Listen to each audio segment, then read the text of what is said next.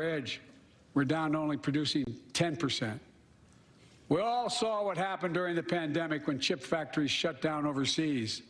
Today's automobiles need 3,000 chips, each of those automobiles. But American automobiles couldn't make enough cars because there weren't enough chips. Car prices went up.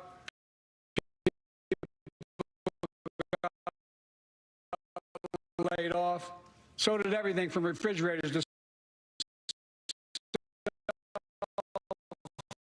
phones. We can never let that happen again. That's why we came together to pass the Bipartisan Chips and Science Act.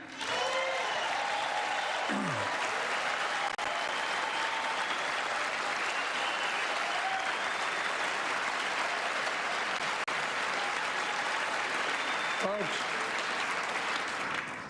I know I've been criticized for saying this, but I'm not changing my view. We're going to make sure the supply chain for America begins in America. The supply chain begins in America. We've already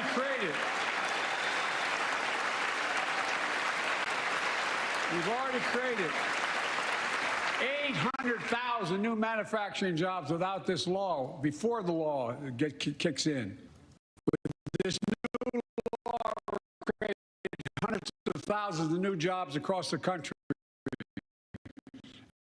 I mean all across the country, throughout not just the coast, but through the middle of the country as well. That's going to come from companies that have announced more than $300 billion in investment in American manufacturing over the next few years. Outside of Columbus, Ohio, Intel is building semiconductor factories on 1,000 acres, literally a field of dreams. It's going to create 10,000 jobs, that one investment, 7,000 construction jobs, 3,000 jobs in those factories once they're finished. They call them factories.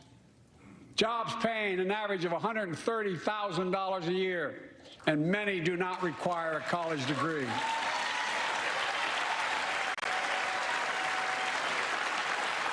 Jobs. Because we work together, these jobs where people don't have to leave home to search for opportunity. And it's just getting started. Think about the new homes, the small businesses, the medium-sized businesses. So much more that's going to be needed to support those 3,000 permanent jobs and the factories that are going to be built. Talk to mayors and governors, Democrats and Republicans, and they'll tell you what this means for their communities. We're seeing these field of dreams transform to the heartland. But to maintain the strongest economy in the world, we need the best infrastructure in the world.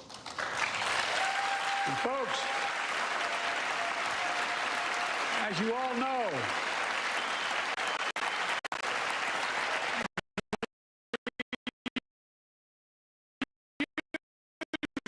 to be #1 in the world in infrastructure. We've sunk to 13th. The United States of America,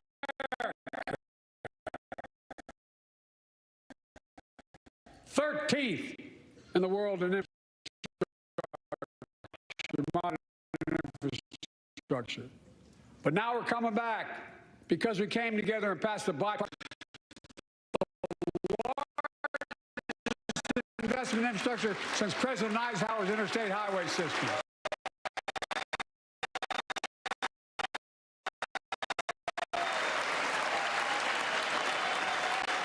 And folks,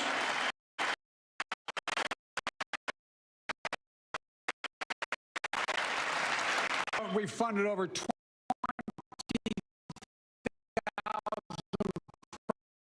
projects, including major airports from Boston to Portland. Projects that are going to put thousands of people to work, rebuilding our highways, our bridges, our railroads, our tunnels, ports, airports, clean water, high-speed internet, all across America. Urban, tribal. Just getting started. We're just getting started.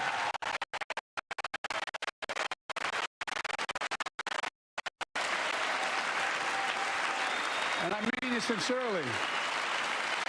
I want to thank my Republican friends who voted for the law. And my Republican friends who voted against as well. But I still get asked to fund the projects in those districts as well, but don't worry.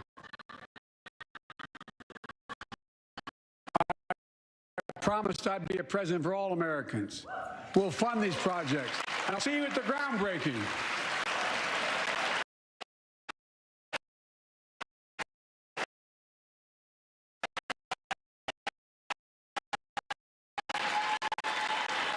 Look.